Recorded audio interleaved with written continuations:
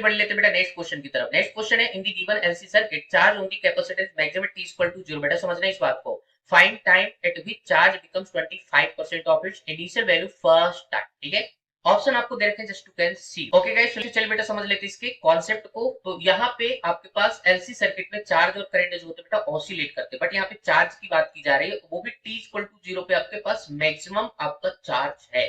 तो बेटा दिक्कत ये आती है कि कौन सा फंक्शन होगा, साइन का होगा कि कॉस का होगा, क्योंकि यहाँ पे दोनों चीज मेंशन करके दी है। अगर मैं यहाँ पे थोड़ी देर के लिए charge as a function of time Q T equal to Q naught sine omega T लेता हूँ बेटा, तो ध्यान से देखिए टी इक्वल टू जैसे जीरो पुट करोगे तो चार्ज क्या मिल जाएगा, जीरो। अब यहाँ पे क्वेश्चन में क्या किया है कि चार्ज क्या होना चाहिए, मैक्सिमम होना चाहिए टी इक्वल टू जीरो, तो साइन का फंक्शन तो नहीं हो सकता। तो ये किसका फंक्शन होगा, ये फिर कॉस का ही होगा। तो मेरे पास इक्वेशन आएगी Q T equal to Q naught cos omega T हो जाएगा बेटा।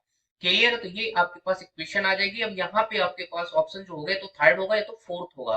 तो अब इसके लिए यहाँ पे एक आपको हिंट दिया है कि जो चार्ज हो जाता है इनिशियल चार्ज का 25% बोले तो आपके पास कितना बचेगा, 1/4 क्यू नॉट इक्वल टू क्या हो जाएगा, Q naught cos omega T. बेटा आई होप ये बात आपको समझ आई होगी।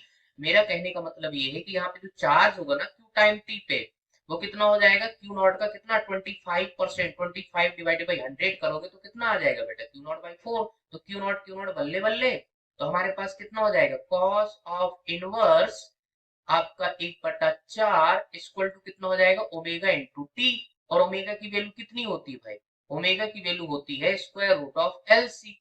आया समझ में, टाइम की वैल्यू आपके सामने आ चुकी है। अब एग्जाम हॉल में तुझे सिर्फ यही देखना है, आंसर टिक करके बेटा आगे बढ़ जाओ। ठीक है, ज्यादा टाइम पास करने की जरूरत नहीं है, हम यहाँ पे तुझे समझा रहे हैं तो आराम से जो पूरा कॉन्सेप्ट लिख देंगे बेटा, square root L C cos of inverse कितना हो जाएगा, 1/4। ठीक है, यहाँ पे सब जो है एग्जाम में तो तुझे देखना है कि भाई कितना फास्ट आंसर आ जाए, तो इसके हिसाब से आंसर फर्स्ट जो है चला जाएगा भाई। चलिए बढ़ जाते हैं आगे। आई होप आपको क्वेश्चन बढ़िया तरीके से बेटा समझ आ गया होगा।